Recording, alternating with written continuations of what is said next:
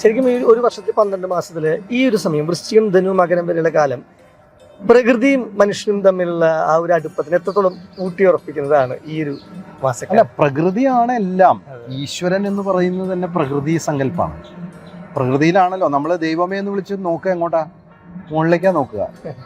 അപ്പോൾ ഈ പ്രത്യേകിച്ച് ഈ വൃശ്ചികം ധനുമാസം ഈ 41 ദിവസം എന്ന് പറയുന്നത് ബാക്കിയുള്ള ദിവസങ്ങളിലൊക്കെ നമ്മൾ ചെയ്യുന്ന എല്ലാ തരത്തിലുള്ള നമ്മുടെ എന്താ പറയേണ്ടത്, നമ്മുടെ ആസക്തികളിൽ നിന്ന്, നമ്മുടെ ആഗ്രഹങ്ങളിൽ നിന്ന് ഒക്കെ ഒരു മോചനം എടുത്തിട്ട് അതിൽ നിന്ന് മാറി നമ്മൾ ആരോഗ്യപരിപാലനവും പ്രകൃതിയിലേക്ക് അടുക്കുകയും ചെയ്യണം എന്ന ഒരു വലിയ കാരണവന്മാരുടെ ഒരു കണ്ടെത്തലാണിത്. പ്രകൃതിയിലേക്ക് മടങ്ങുക. പ്രകൃതിയാണ് ദൈവം, ഈശ്വരൻ. ഇതൊരു പ്രാക്ടീസാണ്, ഒരു പരിശീലനം തന്നെയാണ്. വ്രതം എന്ന് പറഞ്ഞ ഒരു പരിശീലനമാണ്. കാരണം അത് മാത്രമല്ല, ഇപ്പോൾ ഹിന്ദുക്കളെ സംബന്ധിച്ച് അയ്യപ്പ സ്വാമിയുടെ വ്രതാനുഷ്ഠാനങ്ങളുടെ ഈ മണ്ഡലക്കാലം മറ്റു ചിലർക്ക് മറ്റു പലതും, നോമ്പ് എന്ന് പറഞ്ഞുകൊണ്ട് മറ്റ് വിശുദ്ധിയുടെ കാലം തന്നെയാണ്. മനസ്സിനെ ശുദ്ധമാക്കുക, അതോടൊപ്പം തന്നെ ആരോഗ്യം പരിപാലിക്കുക, ദുശ്ശീലങ്ങൾ ഒഴിവാക്കുക.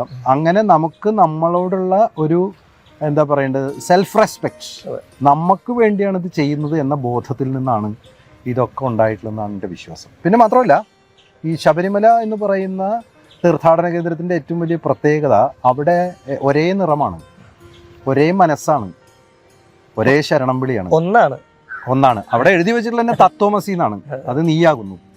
അതുകൊണ്ട് ശബരിമലയെക്കുറിച്ച് സംസാരിക്കുമ്പോൾ എനിക്ക് തോന്നുന്നു കേരളത്തിലാണ് ശബരിമല എന്നതാണ് നമ്മുടെയൊക്കെ ഏറ്റവും വലിയ അഭിമാനം.